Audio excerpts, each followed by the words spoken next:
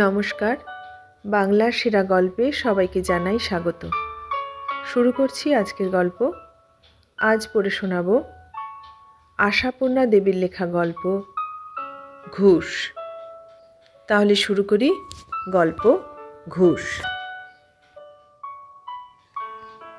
পাথরকুচি সাপ্লায়ার মদন মাইতি সরকারি ইঞ্জিনিয়ার মুখার্জিকে ধরে পড়ল সাহেবকে একবার তার চাইবাসার নতুন কেনা পাথরকুঠি বাংলোয় পদধূলি দিতেই হবে, এবং হবে সস্ত্রীক। ওই যুগল পদধূলি না পড়লে নাকি মদন মাইতির নতুন বাড়ি কেনাই ব্যর্থ। চাইবাসারই আশেপাশের পাহাড় থেকে মদন মাইতির অন্ন জল। অনেক পাহাড় লিজ নিয়ে রেখেছে সে, কাজেই ওখানে একখানা বাংলো কিনে ফেলেছে দাঁও পেয়ে। কিন্তু তার জন্যে সস্ত্রীক মুখার্জি সাহেবের পায়ের ধুলোর দরকারটা পড়ে কেন? কেন কেন সে কথা মদন বলতে লজ্জা পাচ্ছে, তবু বলে ফেলে। মদন স্বপ্ন দেখেছে ওনাদের পায়ের ধুলো না পড়লে নাকি ওই বাড়ি তার সইবে না। কিন্তু আমরা কে? মুখার্জি সাহেব অবাক হয়ে বলেন। মদন হাত কচলে বলে, কী করে বলবো বলুন স্যার, যা ফ্যাক্ট তাই বললাম। স্বপ্ন আর ফ্যাক্ট এই দুটো যে পরস্পর বিরোধী শব্দ, সেটা লোকটার মুখের ওপর বলতে বাধে, কারণ ব্যাপারটা হচ্ছে সম্পূর্ণ সেন্টিমেন্টের। অন্তত সেই চেহারাই নিচ্ছে মদন মাইতি, অতএব সেখানে আঘাত দিতে চক্ষু লজ্জায় বাধে। এই চক্ষু লজ্জার অবকাশে মদন মাইতি সেখানের প্রাকৃতিক দৃশ্য থেকে শুরু করে মিহি চাল, খাঁটি দুধ, টাটকা ঘি, পুরুষ্টু মুরগি এবং পাখি শিকারের সুবিধের এমন লোভনীয় বর্ণনা দেয় যে ব্যাপারটাকে ঘুষ বলে চিনতে দেরি হয় না। কিন্তু এটা হচ্ছে শেয়ানে শেয়ানি কোলাকুলি। এ ঘুষে নগদ টাকার রূঢ়তা নেই, কিন্তু নগদ কারবারের ইশারা আছে।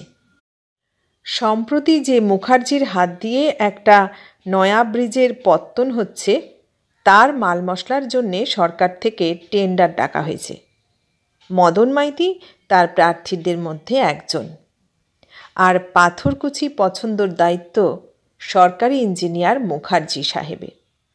অতএব দুয়ে দুয়ে চার।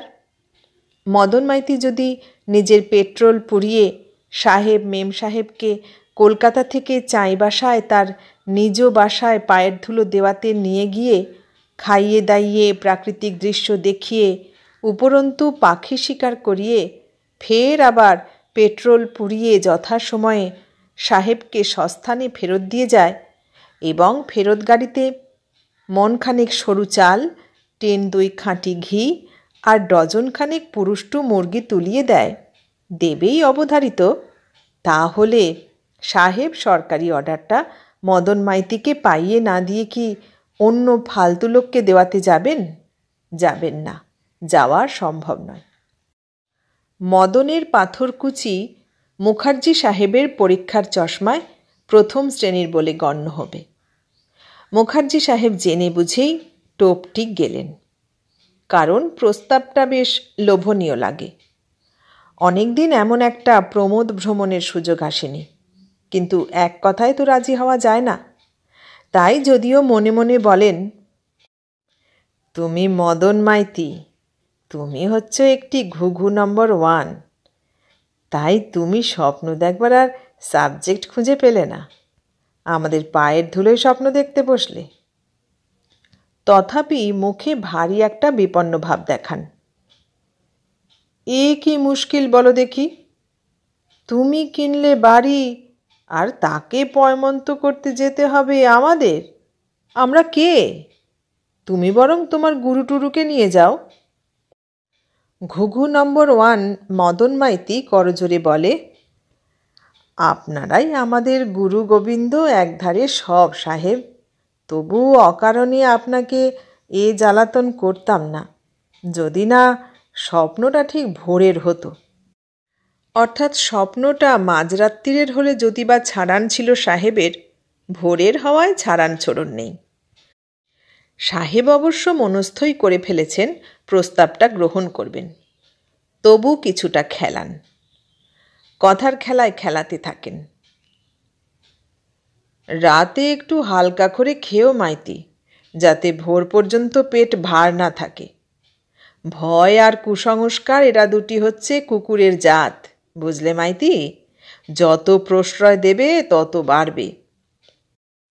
ওহে মাইতি, স্বপ্নই যদি দেখলে তো আর একটু বেশি দেখলে না কেন? এমন একটা স্বপ্ন দেখলে পারতে মুখার্জি সাহেবকে লাখ 2-3 টাকার চেক লিখে দিচ্ছ। কিন্তু খেলার কতক্ষণ চলে? তাছাড়া অপরপক্ষ তো খেলছে না, সে তো শুধু হাত কচলাচ্ছে। তার মানে খেলোয়াড়কে হাতে পুড়ছে। অতএব শেষ পর্যন্ত হার মানতেই হয় মুখার্জি সাহেবকে। অর্থাৎ পরাজিতের ভঙ্গিতে বলতেই হয়, না, তোমার পাথরকুটি না দেখে আর আমার উপায় নেই দেখছি। আচ্ছা বাতিগ্রস্ত লোক বটে, একটা স্বপ্ন দেখে আশ্চর্য। মদন মাইতি মনে মনে বলে, তুমিও আচ্ছা ঘুঘু, সেই যাবেই, শুধু এতক্ষণ আমায় ল্যাজে খেলালে।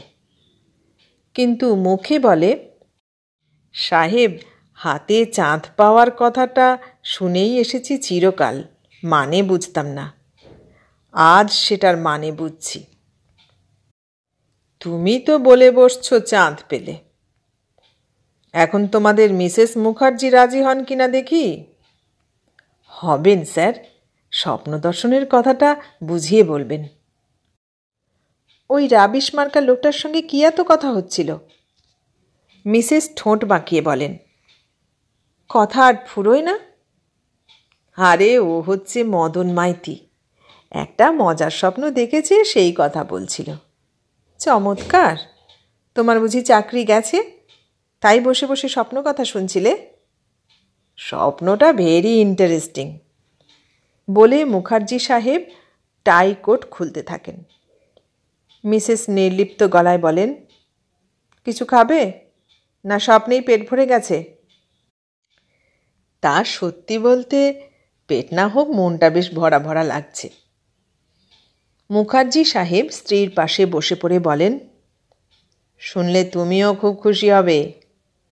অতঃপর শোনান মদন মাইতির প্রস্তাবটা ধীরে সুস্থে মজার সুরে, যেন তিনি এটাকে কৌতুক বলেই ধরছেন, তবে মিসেসের যদি ইচ্ছে হয়। আধুনিকতার অভিশাপ নিজের স্ত্রীর কাছেও অকৃত্রিম হতে দেয় না মানুষকে। ভেবেছিলেন মিসেস উল্লসিত হয়ে উঠবেন, কারণ মিস্টার সব কথার শেষে একটা কথা বলে নেন, আমাদের বিয়ের পর প্রথম যখন তোমায় নিয়ে ট্যুরে বেরোই, মনে আছে তোমার মীরা? আমাদের চক্রধরপুরের বাংলো থেকে চাইবাসায় বেড়াতে গিয়েছিলাম। তাই নামটা শুনে মনটা একটু ইয়ে হয়ে উঠেছিল। মনে মিসেসেরও ছিল। মিস্টারদের থেকে স্মৃতিশক্তি বেশিই থাকে মিসেসদের। মনটা তাঁরও ইয়ে হয়ে উঠেছে বইকি নামটা শুনে। তবু সেদিনের মতো উৎসাহে লাফিয়ে উঠতে পারেন কই? তখনকার মতো ভারমুক্ত জীবন কি আছে আর এখন? এখন অনেক ভার। তাই ভারী মুখেই বলেন মিসেস, ইয়ে হলেই বা কি হচ্ছে, আমি আর কি করে যাব? প্রথমে যে এই প্রশ্নটা আসবে তা জানতেন সাহেব, কারণ বেবি বড় হয়ে ওঠা পর্যন্ত মিসেসের জীবনের জটিলতা যে অনেক বেড়ে গেছে তা টের পান। তবে মিসেস মুখার্জি ওই বড় হয়ে ওঠাটাকে যতটা গুরুত্ব দেন, মিস্টার ততটা দেন না। ওর ধারণা খাটো স্কার্ট পরা এবং রাত দিন লাফিয়ে বেড়ানো ওই বাচ্চার মতো আহ্লাদি মেয়েটার জন্যে অতটা কেয়ার না নিলেও চলে। ভাবেন মীরা একটু বাড়াবাড়ি করছে। মীরা তিলকে তাল ভাবে, মীরা চায়ের পেয়ালায় তুফান তোলে। ভাবেন 2 ঘন্টার জন্যে দুজনে একটু সিনেমা দেখতে গেলেও বেবিকে পাহারা দেবার জন্যে বাড়িতে কাউকে এনে বসিয়ে রাখা, অথবা বেবিকেই মামার বাড়ি কি মাসির বাড়ি কোথাও বসিয়ে রেখে আসার এই পদ্ধতিটা মীরার বাড়াবাড়ি। ড্রাইভারের সঙ্গে স্কুলে পাঠানো বন্ধ করে স্কুল বাসের ব্যবস্থা করাটা মীরার সুচিবাই। তবু বেবি যে বড় হয়ে উঠেছে সেটা একেবারে উড়িয়ে দিতে পারেন না বয়সের হিসেব শুনে। মিসেস যখন বলেন, 17 বছরটা এমন কিছু কম নয়, ও বয়সে আমার বিয়ে হয়েছে তা মনে রেখো, তখন চুপ করে যেতেই হয়। তাছাড়া নিজেও তিনি একটা ব্যাপারে বিরক্ত হন। মুখার্জি সাহেবের বন্ধুর ছেলে সুজিতের সঙ্গে বড্ড বেশি যেন মাখামাখি করে বেবি, বড্ড বেশি হুড়োহুড়ি। সুজিত অবশ্য ছেলেবেলা থেকে এ বাড়িতে আসে, বলতে গেলে বাড়ির ছেলেরই মতো, কিন্তু বেবির মধ্যে সেই ভ্রাতৃভাবটা যেন আর নেই। বয়সের সঙ্গে সঙ্গে কেমন একটা অন্য ভাব দেখা দিচ্ছে, অথচ খুকি ভাবটি বজায় রেখেছে ঠিক। নাচবে, লাফাবে, কথায় কথায় সুজিত সুজিত করে বেপরোয়া সব ফরমাস করবে তাকে, যেন কোনো গলদ নেই দুজনার মধ্যে। কিন্তু গলদ যদি না থাকবে, এত মাখামাখির বাসনা কেন? এত গায়ে গা ঠেসিয়ে বসা কেন? এত একসঙ্গে বেড়াতে যাওয়ার ঘটা কেন? বন্ধুত্ব? মেয়ে ছেলের আবার বন্ধুত্ব? অত্যন্ত প্রগতিশীলের ভান করলেও মনের মধ্যে বদ্ধমূল আছে চিরসংস্কার। তবু মীরা যে ওই মেয়ে আগলানো করে নিজেদের জীবনের সমস্ত স্বচ্ছন্দ গতির উপর পাথর চাপাচ্ছে, নিজেদের দাম্পত্য জীবনের গোপনতম এবং গভীরতম সম্পর্কটির পরিসর ক্রমশই সংকুচিত করে আনছে, জীবনের পরমতম রসটি শুকিয়ে ফেলছে, এটা যেন বরদাস্ত হয় না। আঘাত পড়লেই মনে হয় মীরা একটু বেশি বাড়াবাড়ি করছে। এখনও সেই কথাই বলেন, 2-3 দিনের জন্য বই তো নয়, বেবিকে যদি তোমার দিদির বাড়ি। সে হলে তো কোনো কথাই ছিল না। মিসেস মুখার্জি ঝঙ্কার দিয়ে ওঠেন, মেয়েটি কেমন হয়েছে আজকাল জানো তো? এখন কোথাও রেখে আসার কথা বললে কি চোটপাট করে, বলে, কেন আমি কি জড়োয়া গহনা যে রাত দিন আগলাতে হবে? বলে, আমি কি ঘর ভেঙে পালিয়ে যাচ্ছি যে পাহারাদার রাখতে হবে? বলে, তোমাদের ছোট মন, নিচু মন, তাই সবসময় সব কিছুর মধ্যে কালো ছায়া দেখতে পাও। 2 ঘন্টা একা থাকলে চোরে আমায় চুরি করে নিয়ে যাবে। আরও সব কত বলে। কথা শিখেছে খুব। বলে পায়চারি করতে করতে বলেন মুখার্জি সাহেব, তোমার ওই বয়সে বিয়ে হয়েছিল, কিন্তু তুমি অত পাকা ছিলে না। মনে আছে মীরা? চাই বাসায় যাবার সময় আমি বলেছিলাম, এখানে বাঘ বেরোয়, শুনে তোমার কি ভয়? একেবারে খুকির মতো। আচ্ছা হয়েছে, থামো, বলে ভ্রুভঙ্গি করে মিসেস মুখার্জি। কিন্তু ক্রমশ মনটা তরলিত হতে থাকে। ক্রমশই যেন সেই নবযৌবনের স্মৃতির ঢেউ এই কঠিন হয়ে যাওয়া হৃদয় বেলায় আছড়ে আছড়ে এসে পড়তে থাকে। ক্রমশই মনে হয় যেন ওই উদ্দাম সুখের স্বাদটার জন্যে মনটা তৃষিত হয়েছিল এতদিন। কতদিন আমরা দুজনে একলা হইনি বলো তো মীরা? কতদিন শুধু আমরা দুজনে কোথাও বেড়াতে যাইনি? কতদিন? আর যতদিন বেবি জন্মেছে। তবু শিশু বেবিকে নিয়ে তেমন কোনো বাধা ছিল না, কিন্তু এখন পরিস্থিতি অন্য রহস্য। এখন যখন যেখানেই যান যেন বেবি মুখ্য হয়ে ওঠে, নিজেরা গৌণ হয়ে যান। বেবি অত্যন্ত মুডি মেয়ে, কখন যে কি মুডে থাকে। ও আগ্রায় গিয়ে তাজমহল দেখতে যেতে রাজি হয় না। বলে কি, আমার একটা বন্ধু বলেছে তাজমহল দেখলে তার সব মহিমা মন থেকে মুছে যায়, না দেখাই ভালো। তাই বলে তুই আগ্রায় এসে তাজমহল দেখবি না? না। তার মানে আমরাও দেখব না? তোমাদেরকে যেতে বারণ করেছে? এই রাত্রিরে তোকে একা হোটেলে রেখে যাব? তাতে কি, ভূতে খেয়ে ফেলবে? শেষ পর্যন্ত দুঁদে ইঞ্জিনিয়ার মিস্টার মুখার্জি ঠিকেদারদের কাছে যিনি ব্যাঘ্রতুল্য, তিনি তাঁর 15 বছরের ধাড়ি মেয়েকে খোশামত করতে বসেন। 6খানা ক্যাডবেরি চকোলেটের প্রতিশ্রুতি দিয়ে তবে রাজি করান।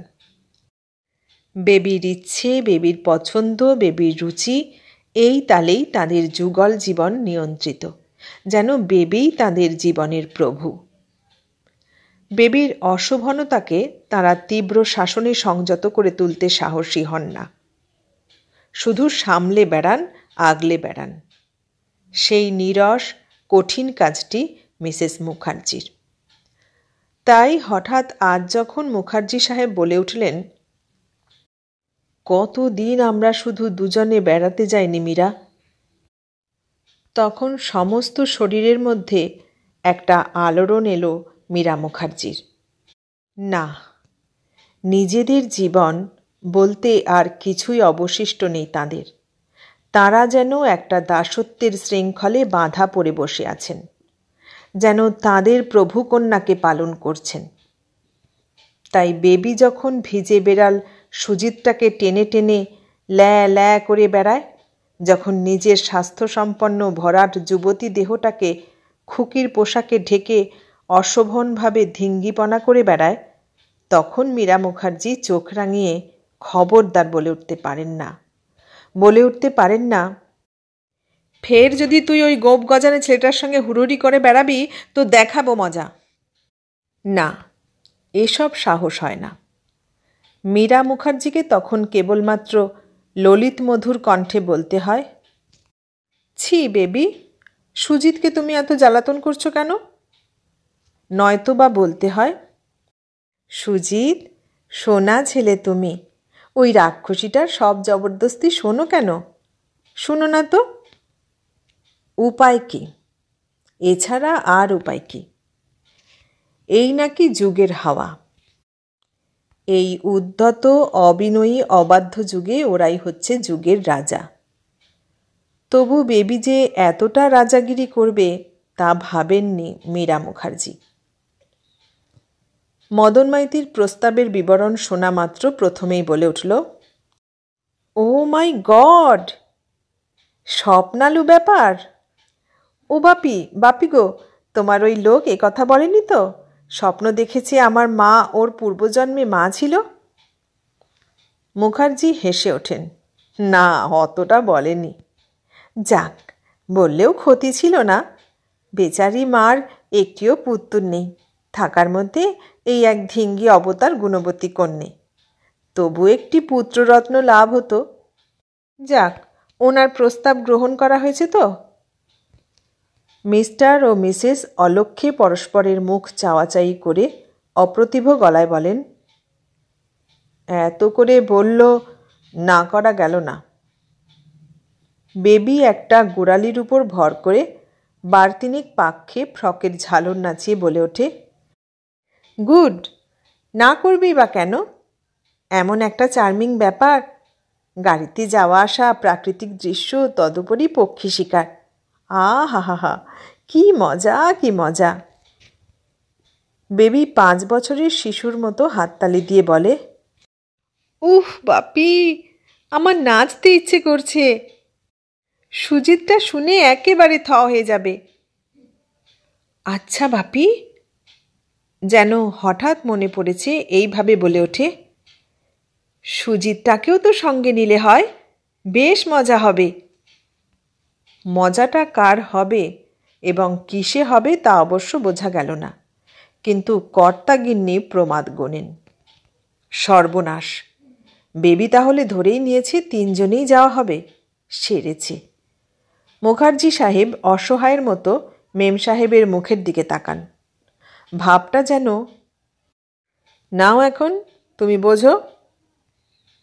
মেম সাহেব বোঝেন, তাই মেম সাহেব অপ্রতিভ থেকে সপ্রতিভে আসেন।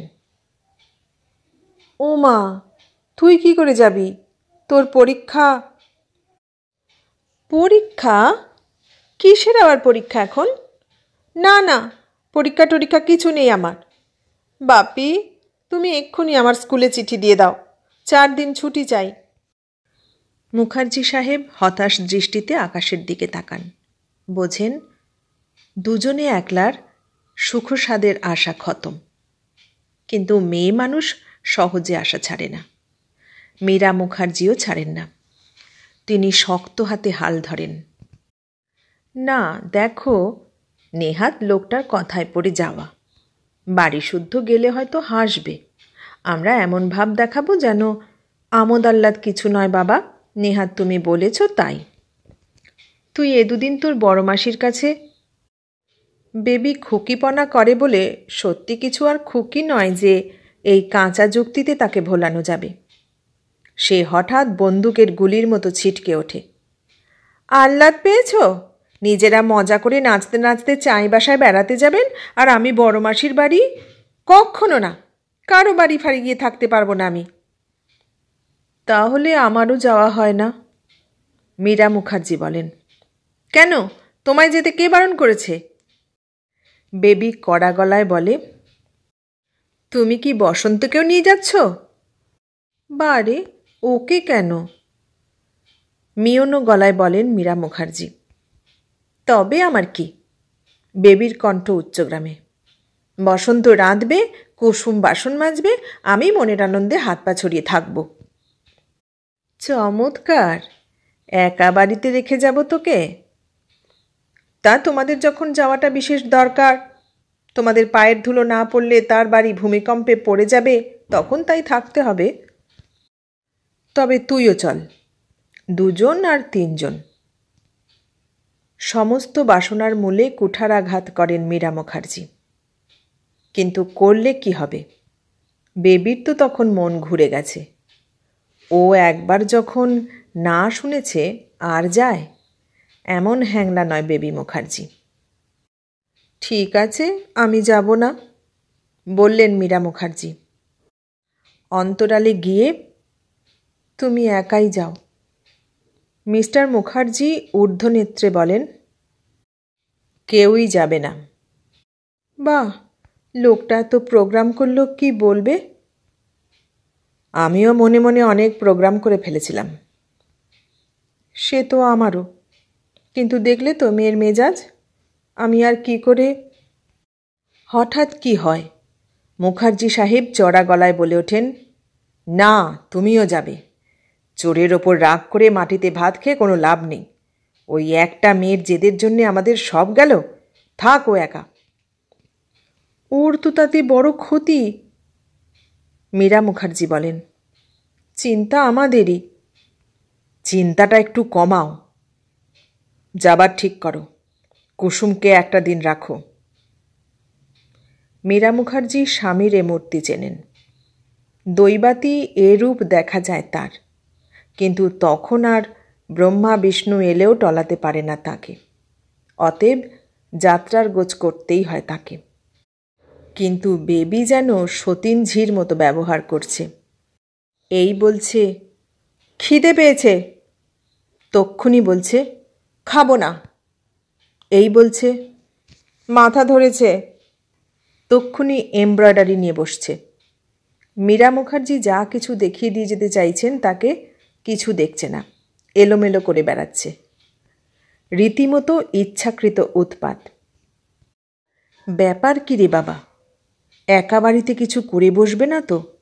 কিংবা বাড়ি থেকে পালিয়ে টালিয়ে যাবে না তো? মীরা মুখার্জি চিন্তিত হন। মীরা মুখার্জি উপায় খোঁজেন। মীরা মুখার্জি সুজিতকে ডেকে পাঠান।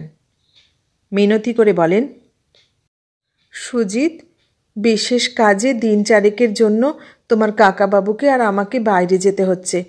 তোমার এই পাগলা বোনটিকে একটু সামলিও। তোমার ওপরই ভার দিয়ে গেলাম বাপু, তুমি একটু একটু এসে এসে ওকে দেখে যাবে।